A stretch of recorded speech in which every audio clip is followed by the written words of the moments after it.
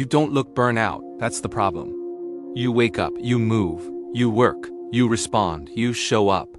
From the outside, everything looks fine. But inside, something feels permanently drained, like a battery that never reaches 100%, no matter how long you rest. You're not collapsing. You're not crying on the floor. You're not asking for help. You're functioning. And because you're functioning, no one notices that you're exhausted in a way sleep can't fix. This isn't laziness. This isn't a motivation problem. This isn't weakness. This is silent burnout, the kind that hides behind responsibility. The kind that disguises itself as discipline. The kind that slowly empties you out while the world keeps praising your strength. And today, we're going to talk about it, not in surface-level advice, not in productivity language, but in psychological truth. Because if you don't understand what's happening inside you, you'll keep pushing until one day your body forces you to stop. Part 1, WHY. You're tired even when you're doing everything, right? Let's start with the confusion. You try to rest. You sleep. You take breaks. But the tiredness stays. That's because this isn't physical fatigue, it's nervous system exhaustion. Your body isn't tired from doing too much, it's tired from never feeling safe enough to stop. Psychologically, burnout isn't about workload. It's about prolonged survival mode. When your nervous system stays activated for too long, it stops knowing how to turn off. You're not stressed anymore. You're conditioned. And conditioning doesn't disappear with rest. Part 2, how silent burnout begins. It starts early. Most people with silent burnout didn't choose this life. They adapted to it. Maybe you were the responsible child. Maybe you had to grow up early. Maybe chaos, instability, or emotional absence shaped your environment. So you learned one thing very quickly. I need to keep going. You learned to stay alert. To manage emotions, yours and everyone else's. To be useful instead of needy. To be strong instead of soft. Your nervous system learned. Rest is risky stillness, invites problems slowing. Down means losing control, so you kept moving. At first, it saved you. Now it's draining you. Part 3, the dangerous part, why it doesn't look like burnout. Traditional burnout looks dramatic. People stop functioning. They break down. They collapse. Silent burnout does the opposite. You become more functional, more reliable, more productive, more controlled. You push through exhaustion without complaint. And because society rewards endurance, no one questions it. They call you disciplined, resilient, ambitious, mature. But what they don't see is the cost. Because inside, you feel emotionally flat, disconnected from joy, tired without reason, numb but restless. This isn't strength. This is survival running on autopilot. Part 4, why you can't relax without feeling anxious. Have you noticed something strange? When life slows down, you feel uncomfortable. You don't feel peace. You feel guilt, restlessness, unease. Your mind looks for something to do. That's because your nervous system doesn't associate rest with safety. It associates rest with danger.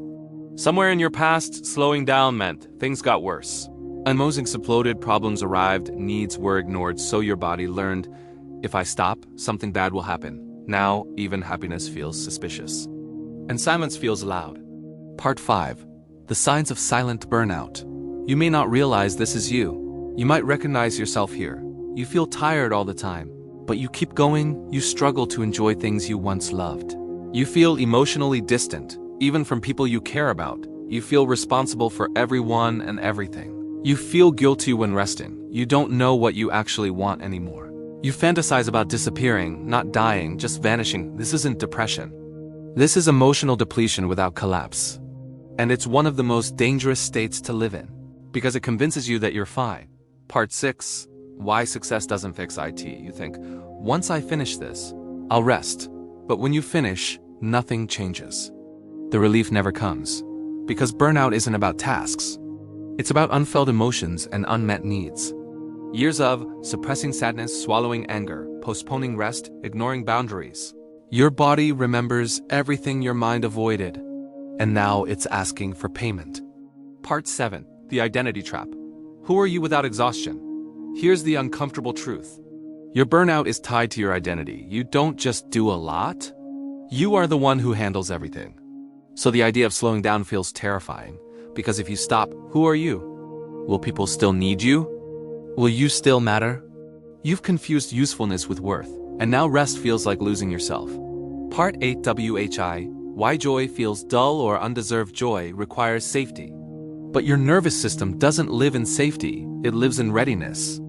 So happiness feels temporary, fragile, undeserved. You enjoy it cautiously, waiting for it to disappear. This isn't pessimism, it's conditioning. Your body doesn't know how to stay in good moments without bracing for impact. Part 9. The body always speaks even if your mind says, I'm okay. Your body says otherwise. Through constant fatigue, shallow breathing, tight shoulders, headaches, emotional numbness, trouble resting, trauma isn't always loud. Sometimes it's just never being allowed to stop. Part 10. Why motivation is not the answer. You don't need more discipline. You have enough. You don't need better habits. You already push yourself. What you need is permission. Permission to slow down without guilt. Permission to rest before collapse. Permission to exist without proving your worth. And that's hard. Because rest forces you to feel the things you've been avoiding by staying busy. Part 11. What healing actually looks like. Healing silent burnout isn't dramatic. It's quiet, uncomfortable, slow. It looks like doing less without explaining.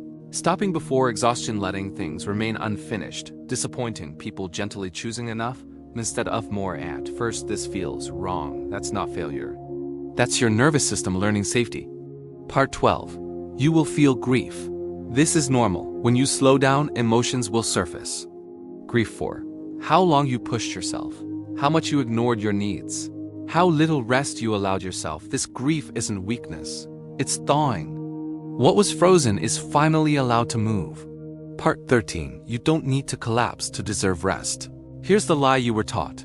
I'll rest when I'm done. But you're never done. Life doesn't pause. So if rest depends on completion, you'll never get it. You don't need to earn rest. You don't need to break down.